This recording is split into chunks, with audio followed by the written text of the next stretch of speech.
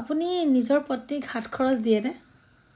দিবচোন কেতিয়াবা, কিমান যেন ভাল লাগিব আপোনাৰ পত্নীৰ। চাবচোন, এগৰাকী পত্নীক আপুনি যিমানেই বস্তু আনি নিদিয়ক কিয়, মানে পত্নীৰ যিখিনি অভাৱ হাজবেণ্ডেই আনি দিয়ে, হয়নে নহয়?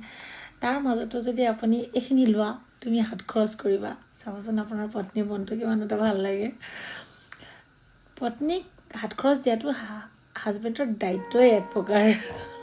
নহ'লেও হাজবেণ্ডৰ বাহিৰে আন কোনেনো দিব, নহয় জানো? পত্নীক কোনেও নিদিয়ে, হাজবেণ্ডেই দিব। আৰু হাজবেণ্ডেই যদি সেইখিনি দায়িত্ব নলয়, পত্নীয়ে ক'ব নোৱাৰে যদিও মনত কিছুমান ভাবি থাকে আৰু কথা, বা মানে আজিকালি কথা পাতি থাকে ন, আমুকে আমুক দিছে, তামুকে তামুক দিছে, চব গম পাই থাকে। গতিকে যেতিয়া সেইবিলাক গম পাই নহয়, মনটো ইছৰাম মোৰ মানুহজনেহে মোক নিদিয়ে, কিন্তু মানুহজনে সকলোবোৰ দি থাকে, তথাপিতো হাত খৰচ বোলা বস্তুটো অকণমান আশা কৰে। গতিকে কেতিয়াবা নহয় কেতিয়াবা আপুনিও হাত খৰচ দিবচোন,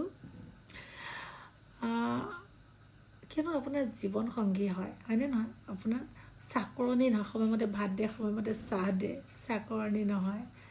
আজি জীৱনত হাজবেণ্ডৰ বাহিৰেতো কোনো আপোন নহয়। গতিকে হাজবেণ্ডেই এজনী পত্নীৰ কাৰণে সকলো, গম পায়?